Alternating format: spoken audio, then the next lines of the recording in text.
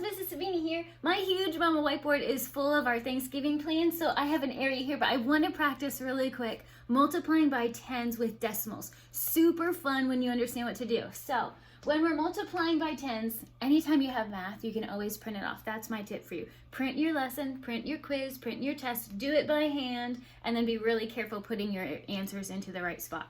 Because doing this in your head when you're not confident doesn't feel good. So if you print it off, you can really take your time, you can mark it up, you can erase it, you could try again, all those fun things. So I pick a different color. So if you're printing it off and it's in black, grab pink, grab blue, grab green, whatever you want to do. I just notice that it helps a lot to have an opposite color. So let's see, if we're multiplying by 10, I'm only going to move my decimal point one time. And what that means is I'm going to go like this, one swoop, and add my period.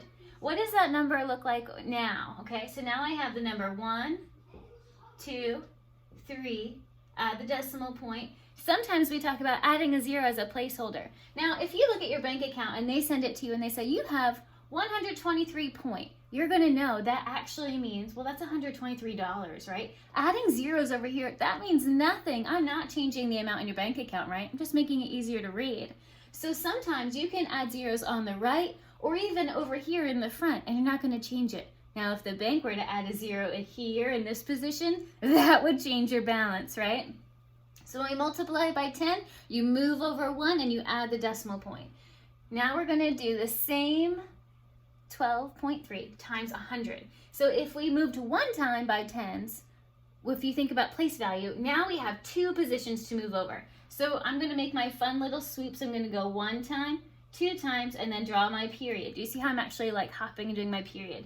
Now I have the number 1, 2, 3, nothing, period. Now this is where we need to add that. So when I tell you to print it off and write on it, I would actually put my 0 right here on top of my problem so I know what number I'm writing. Now I have this number here. Now if you want, you can leave it just like this. This number is perfect. You could even do this.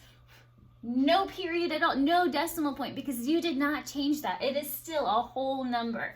Now, if you want, you can do this. Remember, you're not changing the value. Now, if you're trying to be funny on your quiz and you're like, look, Mrs. Savini, I'm not changing the value at all. True, but you're being frivolous, so you're not going to want to go too far. The idea usually is you bring it out to the decimal point that was in the original problem. Our original problem had the tenths, so it'd be okay to show me to the tenths. This number would be correct. You see what I'm saying? It was 1 position to the right. You should have 1 position to the right in your answer. Okay, does that make sense? So over here, if it was 1 position, I could do this. Now both are correct and I would still give you points, but the computer will be like, all right, you got a little out of control. So I would need to go help you a little bit. Let's try that same number times 100. We did that already. Oh boy, let's make it by 1,000 for fun, okay? So when we multiplied by 10, we moved 1. By 100 was 2. By 1,000, it's going to be 1, 2, 3. To catch our pattern. So I'm going to hop 1, 2, 3 decimal point. And now your zeros are just going to go in these little cloud shapes. 1, 2. What number do I have now? I have 1, 2, 3, 0, 0 decimal point. Okay, see how our number is exponentially larger. If this is your bank account balance, you would much rather have this amount than this one. Just changing the decimal point changes drastically the value of your number. Remember, it was the 10th, so I'm going to want to include my 10th position here. Let's practice over here. Now I'm going to pick a different color, just like before it was in purple over here, I used black.